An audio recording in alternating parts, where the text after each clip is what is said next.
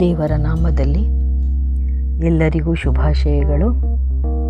ದೇವಮಿತ್ರರೇ, ದೇವರ ಆಶೀರ್ವಾದದಿಂದ ತಾವೆಲ್ಲರೂ ಸುರಕ್ಷಿತವಾಗಿದ್ದೀರಾ, ಆರೋಗ್ಯಕರವಾಗಿದ್ದೀರಾ ಎಂದು ಭಾವಿಸುತ್ತೇನೆ. ದೇವರ ಕೃಪೆಯಿಂದ ನಾವು ಸಹ ಎಲ್ಲರೂ ಚೆನ್ನಾಗಿದ್ದೇವೆ. ಇತ್ತ ಪರೀಕ್ಷೆಯ ಮಧ್ಯೆಯೂ ದೇವರು ದಾರಿ ಮಾಡುತ್ತಾನೆ.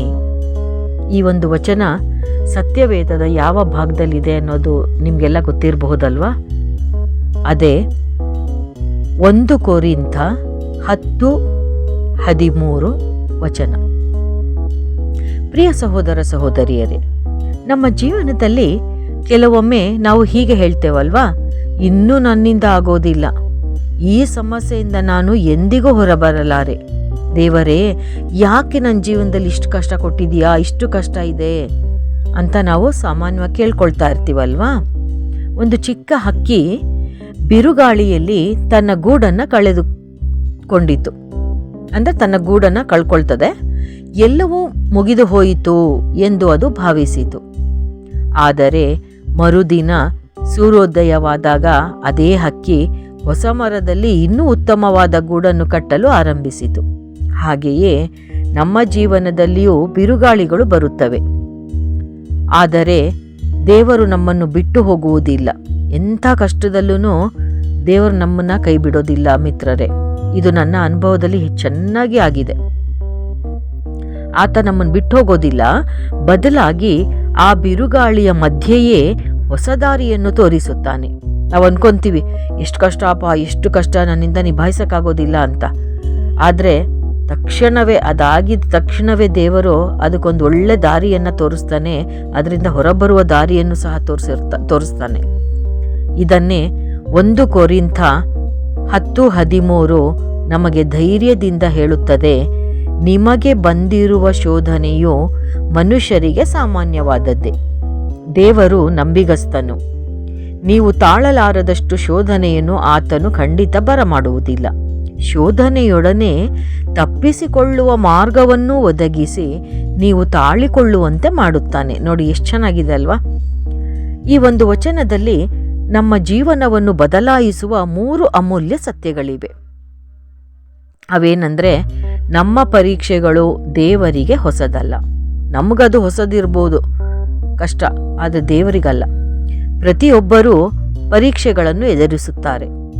ವಿದ್ಯಾರ್ಥಿಗೆ ಪರೀಕ್ಷೆ, ಉದ್ಯೋಗಿಗೆ ಒತ್ತಡ, ಕುಟುಂಬದಲ್ಲಿ ಸಮಸ್ಯೆಗಳು, ಅನಾರೋಗ್ಯ, ಆರ್ಥಿಕ ಸಂಕಷ್ಟ, ಪಾಪದ ಶೋಧನೆ. ಕೆಲವೊಮ್ಮೆ ನಾವು ಮಾತ್ರ ಕಷ್ಟದಲ್ಲಿದ್ದೇವೆ ಎಂದು ಅನಿಸುತ್ತದೆ. ಆದರೆ ದೇವರ ವಾಕ್ಯ ಹೇಳುತ್ತದೆ, ಇದು ಮನುಷ್ಯರಿಗೆ ಸಾಮಾನ್ಯವಾದದ್ದು. ಬೈಬಲ್ನಲ್ಲಿ ಯೋಸೇಫನು ದ್ರೋಹವನ್ನು ಅನುಭವಿಸಿದನು. ದಾವೀದನು ಅನೇಕ ಶತ್ರುಗಳನ್ನು ಎದುರಿಸಿದನು. ಯೋಬನು ಎಲ್ಲವನ್ನು ಕಳೆದುಕೊಂಡನು. ಯೇಸು ಕ್ರಿಸ್ತನು ಸಹ ಶೋಧನೆಗೆ ಒಳಗಾದನು ಅಲ್ವಾ? ಹೀಗಿರುವಾಗ ನಮ್ಮ ಜೀವನದಲ್ಲೂ ಪರೀಕ್ಷೆಗಳು ಬಂದರೆ ಆಶ್ಚರ್ಯ ಪಡಬೇಕಾಗಿಲ್ಲ. ಆದರೆ ಒಳ್ಳೆಯ ಸುದ್ದಿ ಏನೆಂದರೆ, ದೇವರು ನಮ್ಮ ಜೊತೆ ಇದ್ದಾನೆ. ನೋಡಿ ಎಷ್ಟು ಸಂತೋಷದ ಸಂಗತಿ ಅಲ್ವಾ? ದೇವರು ನಂಬಿಗಸ್ತನು. ಈ ವಚನದ ಅತ್ಯಂತ ಸುಂದರವಾದ ಪದ ಏನಂದ್ರೆ, ದೇವರು ನಂಬಿಗಸ್ತನು. ಜನರು ಬದಲಾಗಬಹುದು, ಸ್ನೇಹಿತರು ದೂರಾಗಬಹುದು, ಸಂಬಂಧಿಕರು ಕೈ ಬಿಡಬಹುದು, ಹಣ ಕಡಿಮೆಯಾಗಬಹುದು, ಆರೋಗ್ಯವೂ ಕುಸಿಯಬಹುದು. ಆದರೆ ದೇವರು ಎಂದಿಗೂ ಬದಲಾಗುವುದಿಲ್ಲ. ಅವನ ವಾಗ್ದಾನಗಳು ಸತ್ಯ, ಅವನ ಪ್ರೀತಿ ಶಾಶ್ವತ, ಅವನ ಕೃಪೆ ಪ್ರತಿದಿನ ಹೊಸದು. ನಾವು ದೇವರನ್ನು ಹಿಡಿದುಕೊಳ್ಳುವುದಕ್ಕಿಂತಲೂ ಹೆಚ್ಚಾಗಿ ದೇವರು ನಮ್ಮನ್ನು ಹಿಡಿದುಕೊಂಡಿದ್ದಾನೆ. ದೇವರು ತಪ್ಪಿಸಿಕೊಳ್ಳುವ ದಾರಿಯನ್ನೂ ಕೊಡುತ್ತಾನೆ. ಇದು ಈ ವಚನದ ಅತ್ಯಂತ ದೊಡ್ಡ ಆಶೀರ್ವಾದ. ದೇವರು ಹೇಳಲಿಲ್ಲ ನಿನಗೆ ಪರೀಕ್ಷೆ ಬರದು, ಆದರೆ ಆತನು ಹೇಳಿದನು, ನಾನು ದಾರಿಯನ್ನು ಮಾಡುತ್ತೇನೆ. ಕೆಂಪು ಸಮುದ್ರದ ಮುಂದೆ ಇಸ್ರಾಯೇಲ್ಯರು ಸಿಕ್ಕಿಬಿದ್ದರು. ಮುಂದೆ ಸಮುದ್ರ, ಹಿಂದೆ ಐಗುಪ್ತದ ಸೈನ್ಯ. ಆ ಸಮಯದಲ್ಲಿ ದೇವರು ಸಮುದ್ರವನ್ನೇ ವಿಭಜಿಸಿದನು ಅಲ್ವಾ? ನಮಗೆಲ್ಲ ಗೊತ್ತಿದೆ ಅದು ವಿಷಯ. ಅದನ್ನು ಓದಿದೀವು ಸಹ, ಅದು ನಮ್ಮ ಗಮನಕ್ಕೂ ಸಹ ಬಂದಿದೆ, ನಾವು ಅದನ್ನು ತಿಳ್ಕೊಂಡಿದ್ದೀವಿ ಅಲ್ವಾ? ದಾನಿಯೇಲನು ಸಿಂಹಗಳ ಗುಹೆಗೆ ಹೋದನು, ಆದರೆ ದೇವರು ಸಿಂಹಗಳ ಬಾಯಿಯನ್ನು ಮುಚ್ಚಿದನು. ಅಲ್ವಾ? 3 ಯುವಕರು ಬೆಂಕಿಯ ಬಲೆಗೆ ಹಾಕಲ್ಪಟ್ಟರು, ಆದರೆ ದೇವರು ಅವರೊಂದಿಗೆ ಬೆಂಕಿಯೊಳಗೇ ಇದ್ದನು. ನಮ್ಮ ಜೀವನದಲ್ಲಿಯೂ ದೇವರು ಇದೇ ರೀತಿಯಾಗಿ ಕೆಲಸ ಮಾಡುತ್ತಾನೆ. ಕೆಲವೊಮ್ಮೆ ಸಮಸ್ಯೆಯನ್ನು ತೆಗೆದುಹಾಕುತ್ತಾನೆ, ಕೆಲವೊಮ್ಮೆ ಸಮಸ್ಯೆಯ ಮಧ್ಯೆಯೇ ನಮ್ಮನ್ನು ಕಾಪಾಡುತ್ತಾನೆ. ಆದರೆ ಯಾವಾಗಲೂ ನಮ್ಮನ್ನು ಒಂಟಿಯಾಗಿ ಬಿಡುವುದಿಲ್ಲ, ಒಬ್ಬರನ್ನಾಗಿಯೇ ಬಿಡುವುದಿಲ್ಲ. ಹಾಗಾದರೆ ನಾವು ಏನು ಮಾಡಬೇಕು? ಭಯಪಡಬೇಡಿ, ದೇವರು ನಿಮ್ಮ ಜೊತೆಯಲ್ಲಿದ್ದಾನೆ. ಪ್ರಾರ್ಥನೆಯನ್ನು ಬಿಡಬೇಡಿ, ಯಾಕಂದರೆ ಪ್ರಾರ್ಥನೆ ನಮ್ಮ ಶಕ್ತಿಯ ಮೂಲ. ದೇವರ ವಾಕ್ಯವನ್ನು ಹಿಡಿದುಕೊಳ್ಳಿ, ವಾಕ್ಯವೇ ನಮ್ಮ ಜೀವನದ ದೀಪ. ನಿರೀಕ್ಷೆಯನ್ನು ಕಳೆದುಕೊಳ್ಳಬೇಡಿ, ಇಂದಿನ ಕಣ್ಣೀರು ನಾಳೆಯ ಸಾಕ್ಷಿಯಾಗಬಹುದು. ಹಾಗಾದರೆ ಇಂದು ನಮ್ಮ ಜೀವನದಲ್ಲಿ ಯಾವ ಪರೀಕ್ಷೆ ಇರಬಹುದು?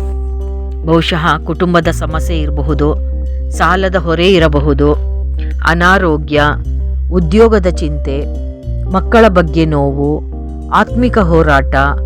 ಆದರೆ ದೇವರು ಇಂದು ನಿಮಗೆ ಹೇಳುತ್ತಿರುವುದು, ನಾನು ನಿನ್ನನ್ನು ಬಿಟ್ಟು ಹೋಗುವುದಿಲ್ಲ. ನೀನು ತಾಳಲಾರದಷ್ಟು ಪರೀಕ್ಷೆ ನಿನಗೆ ಬರುವಂತೆ ನಾನು ಬಿಡುವುದಿಲ್ಲ. ನಾನು ತಪ್ಪಿಸಿಕೊಳ್ಳುವ ದಾರಿಯನ್ನು ಸಿದ್ಧಪಡಿಸಿದ್ದೇನೆ. ಆದ್ದರಿಂದ ದೇವಜನರೇ, ನಿರಾಶರಾಗಬೇಡಿ. ಅಳಬಹುದು, ಆದರೆ ನಂಬಿಕೆಯನ್ನು ಬಿಡಬೇಡಿ. ದೇವರು ತಡ ಮಾಡಬಹುದು, ಆದರೆ ಎಂದಿಗೂ ತಪ್ಪು ಮಾಡುವುದಿಲ್ಲ. ಇಂದು ನಾವು ನಮ್ಮ ಸಮಸ್ಯೆಗಿಂತ ದೇವರ ವಾಗ್ದಾನವನ್ನು ದೊಡ್ಡದಾಗಿ ನೋಡೋಣ.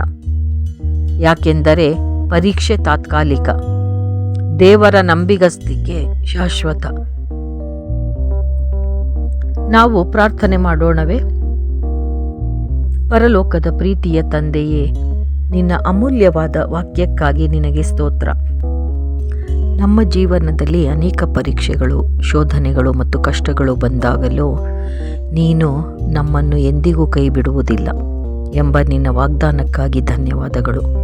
ಕರ್ತನೆ, ಇಂದು ಈ ಸಂದೇಶವನ್ನು ಕೇಳಿರುವ ಪ್ರತಿಯೊಬ್ಬರ ಜೀವನವನ್ನು ನಿನ್ನ ಕೈಗಳಲ್ಲಿ ಸಮರ್ಪಿಸುತ್ತೇವೆ. ಭಯದಲ್ಲಿರುವವರಿಗೆ ಧೈರ್ಯವನ್ನು ಕೊಡು, ನಿರಾಶೆಯಲ್ಲಿರುವವರಿಗೆ ನಿರೀಕ್ಷೆಯನ್ನು ಕೊಡು, ಅನಾರೋಗ್ಯದಲ್ಲಿರುವವರಿಗೆ ಆರೋಗ್ಯವನ್ನು ಅನುಗ್ರಹಿಸು, ಆರ್ಥಿಕ ಸಂಕಷ್ಟದಲ್ಲಿರುವವರಿಗೆ ನಿನ್ನ ಸಮೃದ್ಧಿಯನ್ನು ಅನುಭವಿಸುವ ಕೃಪೆ ನೀಡು, ಪಾಪದ ಶೋಧನೆಗಳನ್ನು ಎದುರಿಸುತ್ತಿರುವವರಿಗೆ ಜಯವನ್ನು ಕೊಡು. ಕರ್ತನೆ, ನಾವು ತಾಳಲಾರದಷ್ಟು ಪರೀಕ್ಷೆಯನ್ನು ಅನುಮತಿಸದ ನೀನು ಪ್ರತಿಯೊಂದು ಪರೀಕ್ಷೆಯಲ್ಲಿಯೂ ತಪ್ಪಿಸಿಕೊಳ್ಳುವ ದಾರಿಯನ್ನು ತೋರಿಸು. ನಿನ್ನ ಮೇಲಿನ ನಂಬಿಕೆಯಲ್ಲಿ ನಮ್ಮನ್ನು ದೃಢಪಡಿಸು. ನಮ್ಮ ಕಣ್ಣುಗಳು ಸಮಸ್ಯೆಗಳ ಕಡೆಗೆ ಅಲ್ಲ, ನಿನ್ನ ಮಹಿಮೆಯ ಕಡೆಗೆ ಇರಲಿ. ಈ ವಾರದ ಪ್ರತಿಯೊಂದು ದಿನವೂ ನಿನ್ನ ಸಾನ್ನಿಧ್ಯ, ರಕ್ಷಣೆ ಮತ್ತು ಕೃಪೆ ನಮ್ಮೊಂದಿಗಿರಲಿ. ನಮ್ಮ ಜೀವನವು ನಿನ್ನ ನಂಬಿಗಸ್ತಿಕೆಗೆ ಜೀವಂತ ಸಾಕ್ಷಿಯಾಗಲಿ. ಈ ಎಲ್ಲ ಪ್ರಾರ್ಥನೆಗಳನ್ನು ನಮ್ಮ ರಕ್ಷಕನಾದ ಯೇಸು ಕ್ರಿಸ್ತನ ಅಮೂಲ್ಯ ನಾಮದಲ್ಲಿ ಬೇಡಿಕೊಳ್ಳುತ್ತೇವೆ. ಪಿತರ, ಸುತರ ಮತ್ತು ಪವಿತ್ರಾತ್ಮರ ನಾಮದಲ್ಲಿ ಆಮೇನ್, ಆಮೇನ್.